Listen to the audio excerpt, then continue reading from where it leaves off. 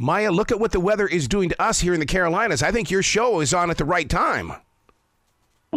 Yes, it's perfect timing. Perfect timing. You know, people. I'm sorry that you're dealing with technical difficulties there. Yeah, I've been looking at all the reports that are coming out of the Carolinas. It's really, really devastating and sad to see. Yeah, we just got our internet back, and we were without electricity for a couple of days, but we're still praying for the people up in the mountains of Carolina because people don't understand how weather like this will affect the technology that we have all become addicted to.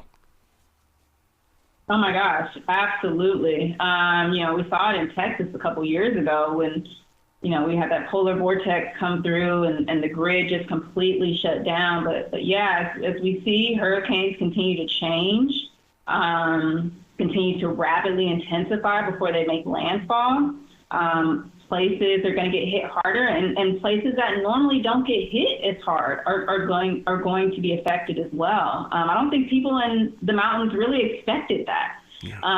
We were prepping in Atlanta. It's normal to get remnants of hurricanes, but we got a lot of flooding, and I think it caught a lot of people off guard as well. But yeah, as the climate continues to change, people are going to get impacted in ways that they may not suspect. And we talk about this. We talk about impacts of climate change quite a bit in our show. So yeah, it's very timely. One of the things that you do on this show is that you really do educate people that it's time to plan and it's time to prepare, that you can't wait until the last minute, because we just learned that with Helene. I mean, it was like 1, 2, 3, it's here already. It's like, whoa, I usually get 10 days of warnings. Yeah. And that was a fast-moving storm. But yeah, that's been the trend with Weathered. We started out as a web series. We're obviously still doing that piece. But yeah, I've been hosting the show for 4 years, and the goal when we started was to just talk about how natural disasters are changing and give viewers different ways that they can prepare, more so adaptation strategies. And we do focus on that a lot in this show. But what I think is different about Weathered Earth's Extremes, the long-form series, is that we talk about how we can solve climate change at its core as well. We spend a lot of time on that. And there are some surprising and hopeful pieces that we give viewers as well. Adaptation and how we solve climate change from its core are definitely things that we like to focus on. And you take your time with this docu-series as well. I mean, 6 parts. I love that because it gives me a chance to digest the information that you're sharing with us. Yeah.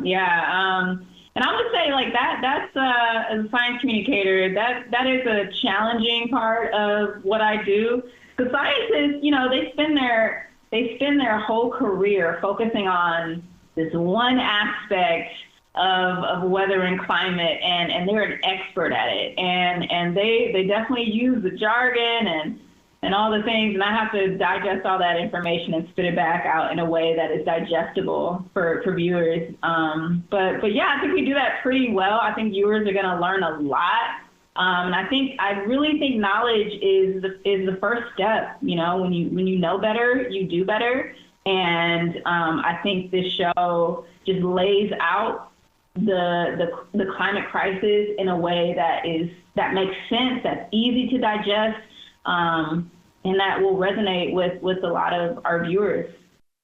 I've spent a lot of time with a lot of weather men and women, and they have told me that they don't mind being wrong sometimes because when you're right, you're right. And that really makes up for those moments. Yeah. That's so funny. So I started out my career wanting to be a broadcast meteorologist, wanting to be a weather woman. And yeah, I would get that when I tell people, when I used to tell people what I wanted to do, they were like, oh, well, you get paid to be wrong. But that, it's meteorology is such an interesting science.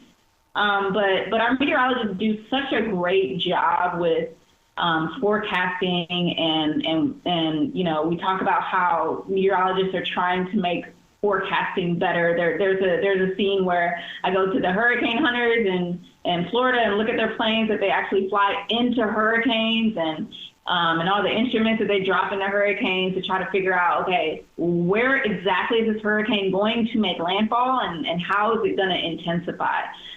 Forecasting is getting better at a rapid rate. We talk about climate models as well, and how that's getting better. So I think we'll get less of, just we're all just wrong in the future. It's technology getting better.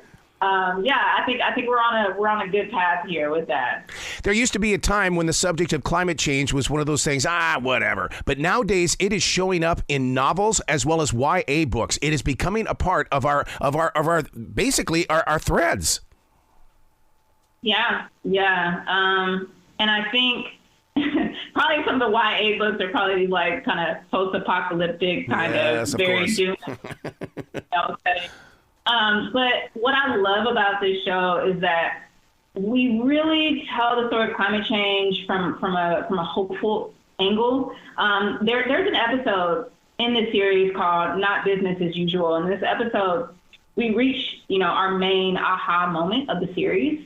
So essentially, there are these different climate warming scenarios that are referred to in popular media and things that you just referred to. And the worst case scenario is business as usual. And this scenario assumes that we don't do anything to solve climate change. And it paints a very, dystopian, very apocalyptic future. But the reality is that's not our path. There's actually a lot of promising things that are happening right now in terms of the transition away from fossil fuels, and that's the main thing that's fueling climate change.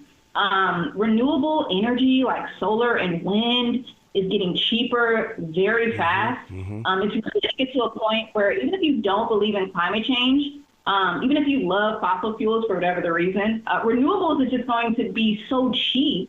It wouldn't make sense to not invest in these energy sources. So, I think the doom and gloom, narrative that climate change gets, that's very real. But I love that our show focuses on the hopeful piece and the things that we're doing right in this time. I love where your heart is. You've got to come back to this show anytime in the future. The door is always going to be open for you. Thank you so much. I appreciate it. Thank you so much. You be brilliant today, okay? Thank you. You too. Have a good one.